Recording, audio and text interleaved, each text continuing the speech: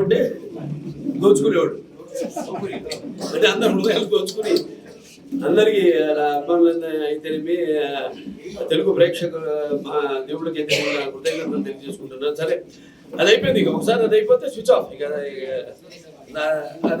అది అయిపోయింది. మన హిందూపురం డెవలప్మెంట్, మన హిందూపురం అభివృద్ధి దాని గురించి కూడా జరుగుతూ ఉండింది. ఎప్పటికప్పుడు సీఎం గారితో మాట్లాడుతున్నాను.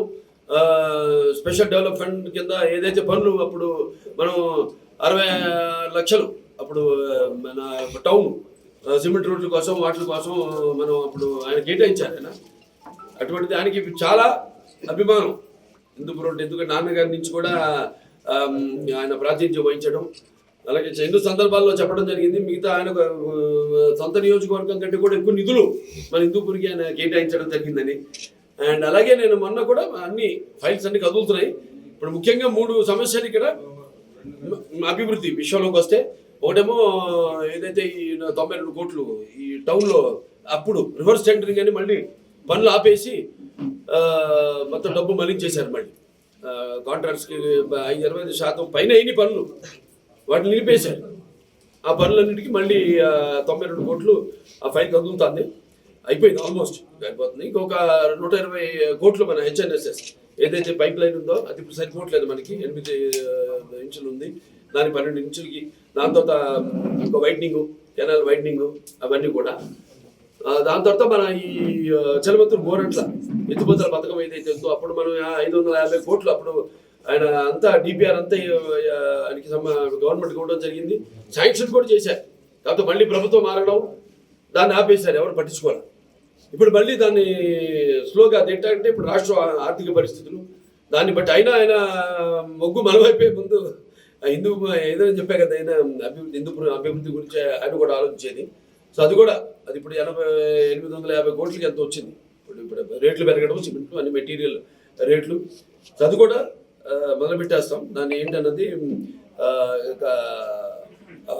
ఆర్థికంగా సరే ఆయన ఒక ఎన్నో వనరులు సృష్టించి ఆనాడు లోటు బడ్జెట్తో ఉన్న ప్రభుత్వాన్నే మరి ఆర్థికంగా పైకి తీసుకొచ్చారు. సో అలాంటి తప్పకుండా అది కూడా త్వరగతిన శాంక్షన్ చేయడం జరుగుతుంది. ఇక మిగతా ఇక్కడ జరుగుతున్న కొన్ని దృష్టికి వచ్చాయి మీ ద్వారా కూడా. ఈ పక్క రాష్ట్రాల్లోంచి మద్యం రావడం అది ఇది అయ్యి ఆయన పోలీసు వాళ్ళంతా కూడా చాలా నిబద్ధతతో చాలా వాటిని అరికట్టడానికి వాళ్ళు పూర్తిగా వాళ్ళ పనులు చేస్తున్నారు వాళ్ళు. సో ఇవన్నీ కూడా ఇంకా ఎన్నో పరిశ్రమలు రావాలి. పరిశ్రమలు కూడా రావడానికి సిద్ధంగా ఉన్నాయి. కొన్ని వాటితో కూడా చర్చించడం జరుగుతుంది.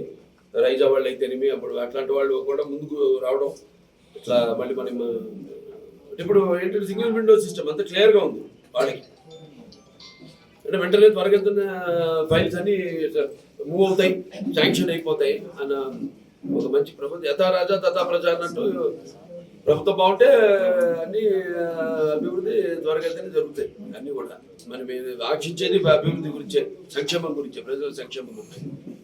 సార్ కాబట్టి హిందూపురం మున్సిపల్ చైర్మన్ సార్ పూర్తి బలం ఉన్న తెలుగుదేశం పార్టీకి సంబంధించిన పర్సన్ ఇంకా 6 నెలలు పూర్తి అవుతాం సార్. నిబంధనల ప్రకారంగా ఫిబ్రవరి 20కి 6 months. అంటే దానికి ముందైతే నోటిఫికేషన్ ఉండేదండి. కొన్ని రోజులు అయితే నోటిఫికేషన్ అవసరం ఉండదు. అందుకని కొంచెం దాన్ని అప్పుడు జాప్యం చేయడం జరిగింది. ఎందుకంటే ఇక్కడ ఉన్న మొత్తం ఏవేవి మున్సిపాలిటీస్ ఉన్నాయో 7-8 మున్సిపాలిటీస్కి ఇప్పుడు మనం చైర్పర్సన్స్ని మార్చాల్సిన అవసరం ఉంది. ఎందుకంటే వాళ్ళు అభివృద్ధి పట్ల వాళ్ళు మొగ్గు చూపించడం, మారడం, పార్టీలు మారడం అలా. సో దాంట్లో ఏంటంటే కొన్ని అన్ని కలిపి పెట్టాలి. ఒక హిందూపురానికంటూ ప్రత్యేకంగా పెట్టడం కుదరదు. It's protocol. ఆ ప్రోటోకాల్ అనుసరించాలి. కాబట్టి దాన్ని ఒక కొంచెం 1 సంవత్సరంన్నర అటు అయితే దానికి ఆ నిబంధనలను మనకి వర్తించవు. దానికోసమని మేము ఏదో వెయిట్ చేస్తాం. అది మున్సిపల్ యాక్ట్ ప్రకారంగా ఫిబ్రవరి 20వ తారీఖు 6 నెలలు అవుతుంది సార్.